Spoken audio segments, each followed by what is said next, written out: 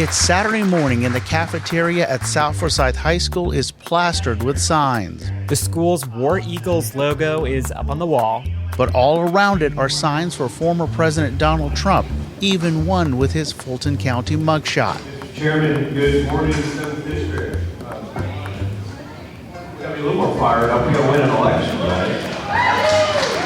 This is the GOP convention for the 7th Congressional District, and many voters here are still thinking about the last presidential election.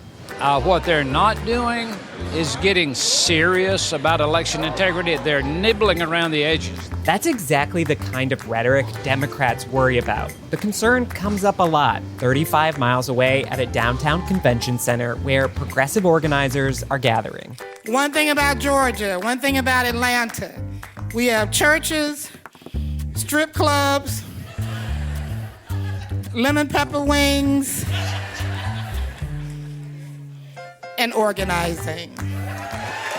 Folks here are also talking about the best way to energize voters. We're allowing the other side to take a narrative that isn't true, and, they're pushing this whole Sleepy Joe thing and all this. Meanwhile, he is doing some great things, especially for minority communities. With less than 200 days until Election Day 2024, right-wing grassroots activists and progressive organizers are gearing up for the campaign ahead.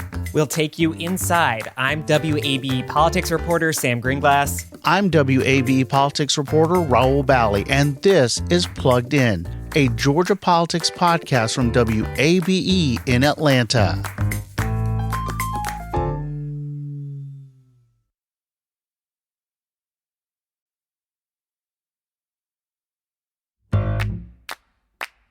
Two gatherings just about 40 miles apart, totally different lenses on the 2024 campaign, the candidates, the issues. Rahul, take me inside that high school cafeteria. So, Sam, Georgia Republicans held their congressional level conventions across the state, and I went to the 7th District, which was held at South Forsyth High School in Cumming. Forsyth County is very much a conservative Republican territory. It voted 65% for Donald Trump over Joe Biden in 2020.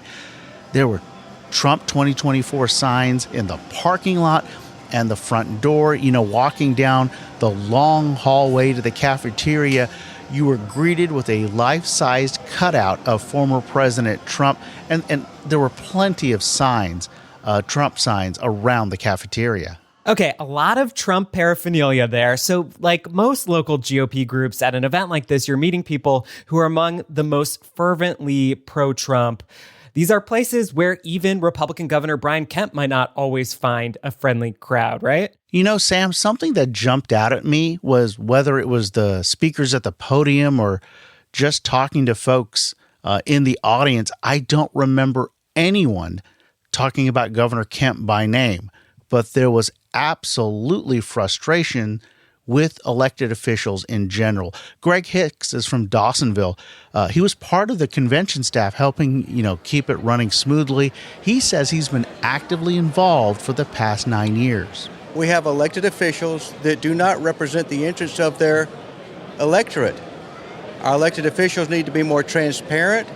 We need to have single-issue bills, not bills that have buried in them stuff that we don't believe in, don't vote for. I want to see the constitutional powers restored that limit the government, because that's what the Constitution was about, was limiting the government's control over people. We give them these powers, but they have usurped that authority into their own self-interest. Now, one of the things we want to do here on Plugged In is go beyond even these longer sound bites. I asked specifically from Greg what he wanted, and one of the things he mentioned to me was term limits. Greg also complained about the lack of elected officials showing up. By my count, maybe 10 out of a crowd of 200. So what I saw at South Forsyth High School is one representation of the Republican world we cover.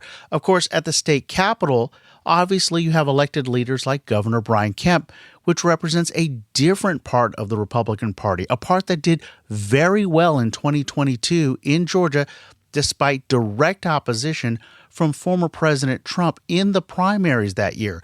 Governor Kemp did not lean on the state party apparatus. He couldn't even count on it. So he built out his own campaign for infrastructure, his own get out the vote efforts, his own comms team that handled everything.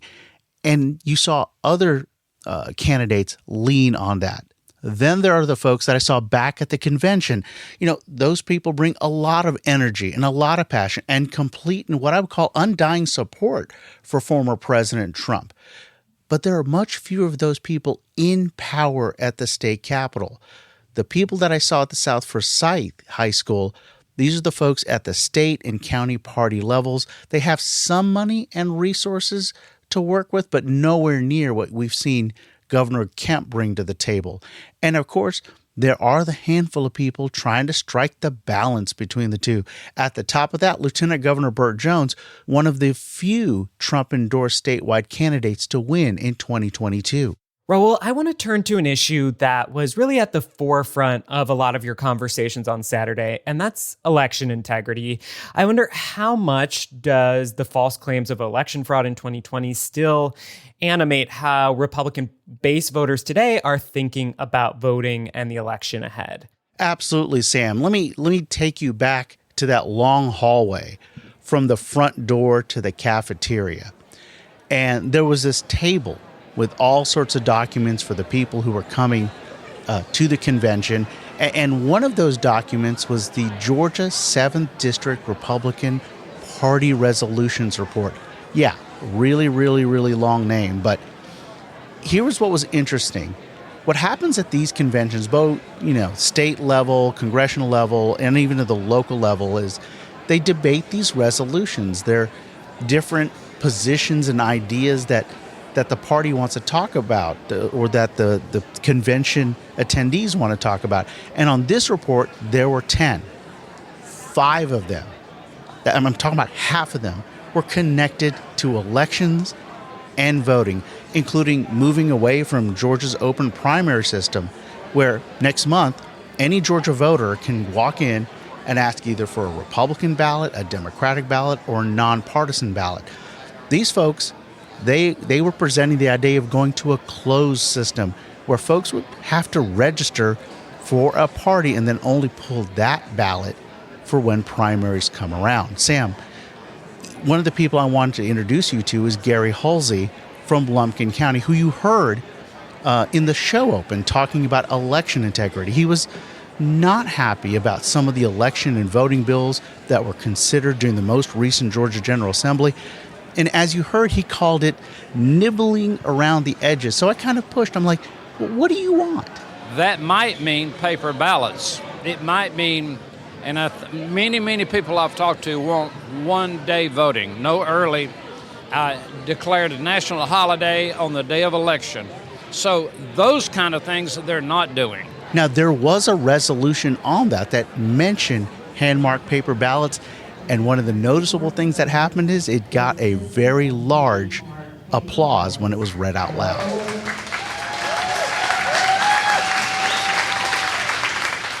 All right, Rahul, I want to take you now to the Loudermilk Conference Center, where I attended a gathering of progressive organizers from all around the country. And I also heard a lot about voting and fears about exactly the kind of rhetoric you heard from Republicans up and coming. Yeah, Sam, tell me more. So this was a multi-day conference called the Arena Summit. Good morning, Arena. And it attracts progressive organizers from around the country with panels on fundraising, messaging, data tools.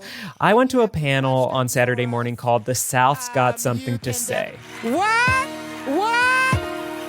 Come on up. We're voting rights are under attack. What do we do?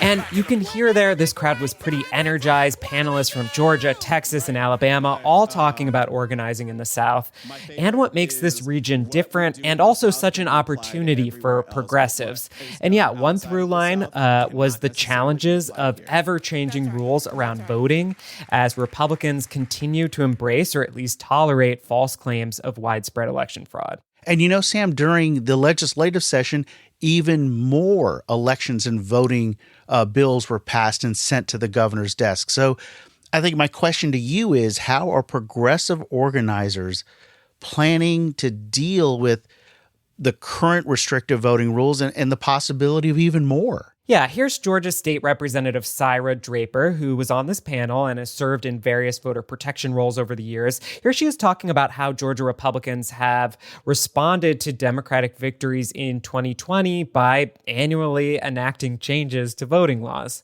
It's death by 1,000 cuts. Right, because they have done so many little things that when you're in a state that wins by 11,000 something votes, you can see how very quickly they get past that number. So it is very complicated to out-organize what they have done because they have done so many different things. And Draper said basically it's on organizers to help voters understand not only that rules have changed substantially, but that you can't wait until the day before the election to get up to speed.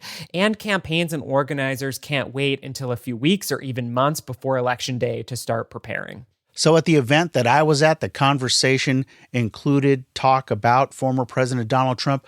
What about President Joe Biden? Was there, enthusiasm for him to be the party nominee? What were organizers talking about, especially around concerns around young voters and voters of color? Okay, so before the panel started, I was chatting with two attendees at this conference. They're wearing name tags and are cradling cups of coffee and notebooks. Hey, so my name is David Person. I am a progressive organizer. I have worked in politics the last 6 years. Devontae Jennings, chairman of the Young Democrats of Georgia Black Caucus, here to expand my community servant skills. Both told me they're feeling energized about getting to work ahead of this election, but Devontae Jennings said that's not the case for many voters, and organizers have to think creatively about the message they're leading with as they reach out to these voters. People honestly, especially we've already had this race before with Biden and Trump, people don't really care, two old white guys, we've heard this before, we've seen this before, but when you start actually educating people of like, hey, your sheriff's on the ballot this year, did you know the sheriff does this, and this? And people are a lot more receptive to that. Here, let me load you up with the knowledge of why other things are important too.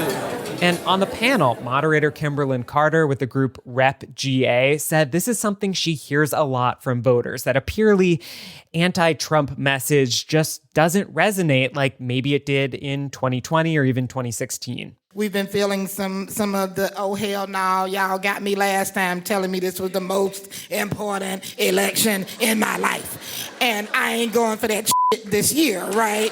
I mean, we're all feeling it. And David Person, who we heard from up at the top of the show, says despite signs that some younger supporters maybe have soured on Biden, Democrats have a lot to talk about still, whether it's the push to protect abortion rights or Biden's record on, say, student debt relief or slashing unemployment. I think they have just been kind of turned off by broken promises.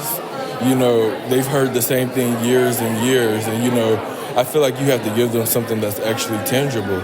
So, we're going to have to show up and deliver to earn their vote. How effective candidates and organizers are at that task, Rahul, could shape the trajectory of the country coming out of this November election. So let's take a break here. This is Plugged In, a WABE politics podcast.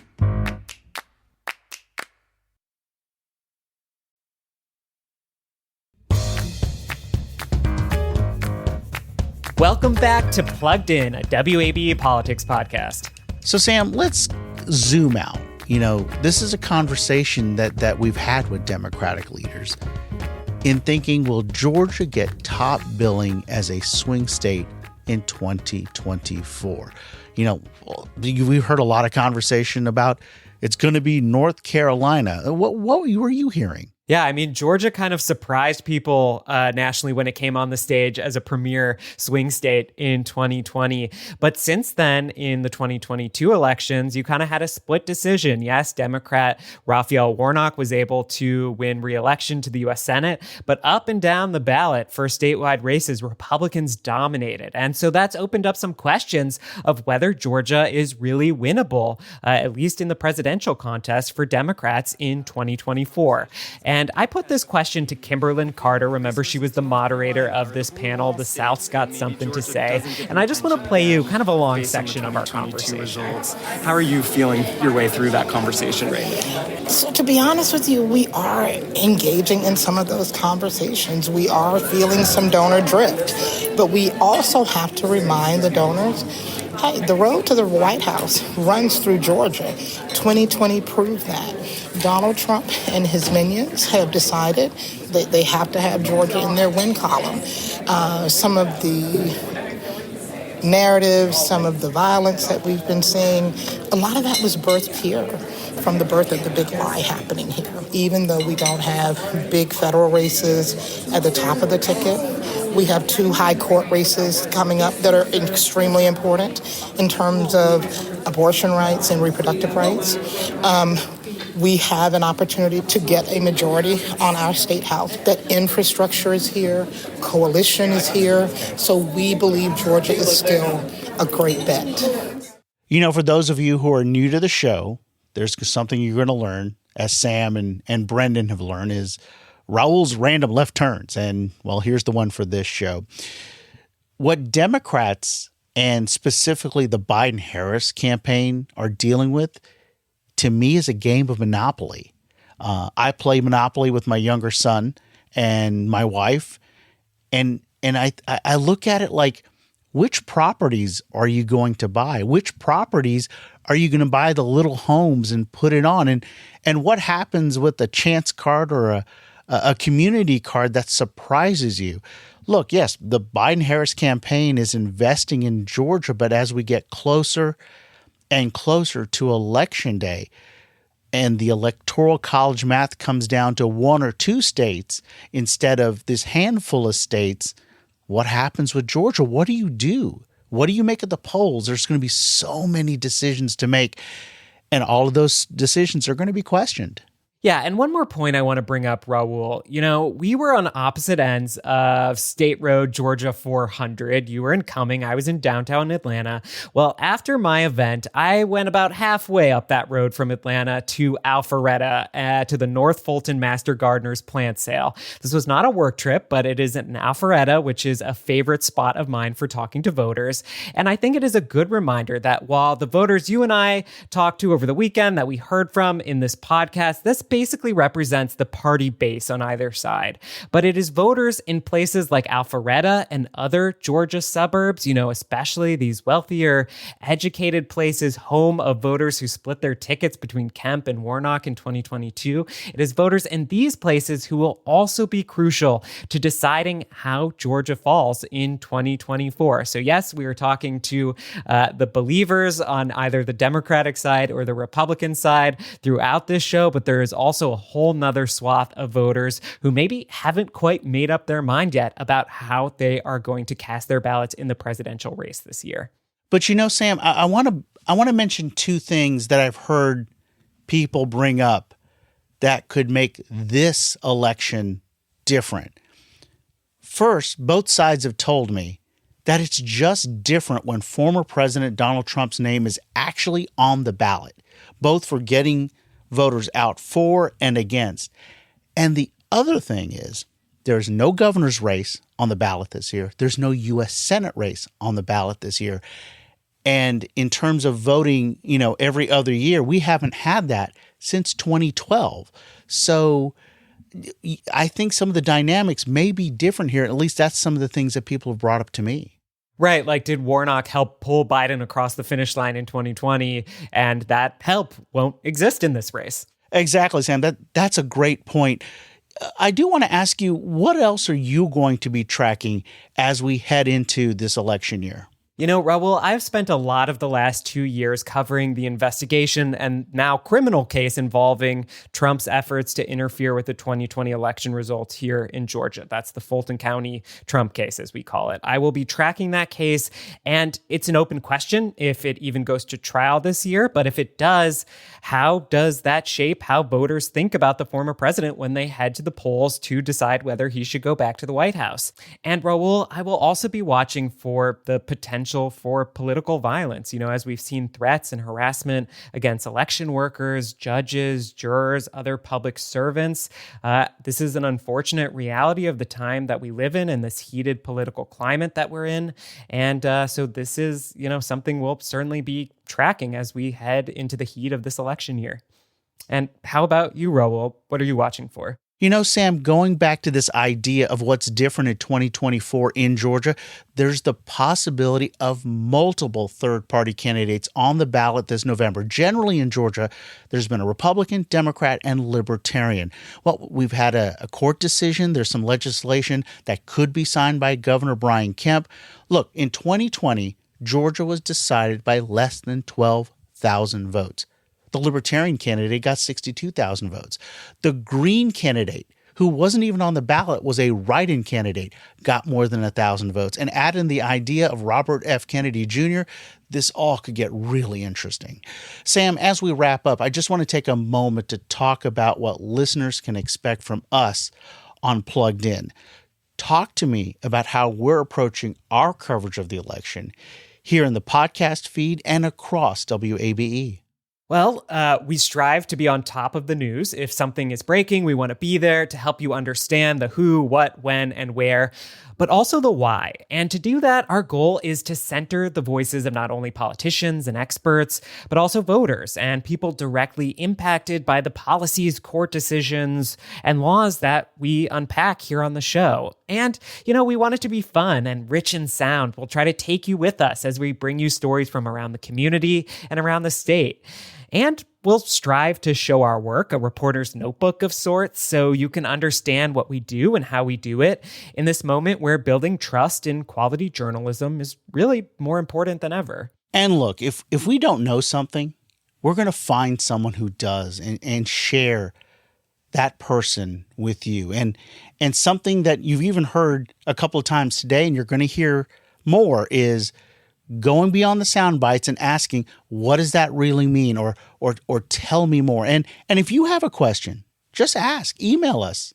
We'd love to hear from you. And if you're hosting a candidate or an issues forum, let us know because we'd love to come if we can make it. Rahul, before we go, I want to end with a favorite campaign trail moment. I'm curious what yours is. You never forget the first time you cover a presidential candidate. And for me, that is 28 years ago, 1996, on the campus of Georgia Tech, and it was Bob Dole. And I remember being literally on the very, very, very back wall of the First Center for the Arts, which is still there. You never forget the first time you get that buzz, you get that rush because you're covering something like a presidential candidate. And the good thing for me is I still get that joy from covering major events like that. Okay, I kind of have a similar story, and it might give a little clue to how old I am. I'm not going to tell you how old I was in 1996 when you were covering Bob Dole. My memory is probably covering the Iowa caucuses in 2016 as a cub reporter for my college newspaper, the Michigan Daily. And, going to places like tiny Clinton, Iowa on the banks of the Mississippi River and getting to cover Hillary Clinton in an elementary school, Bernie Sanders in a VFW hall basement, Donald Trump in a high school gym, and just voters having the chance to get close and ask questions and shake hands. It really gave me the campaign bug, and it's stuff like that that continues to get me excited about doing this work every day. And that does it for our first episode of Plugged In, a WABE politics podcast. Our producer is Brendan Rivers. Our managing editor is Alex Helmick. You can get more Georgia politics online at wabe.org/election2024. We'll be back next Friday.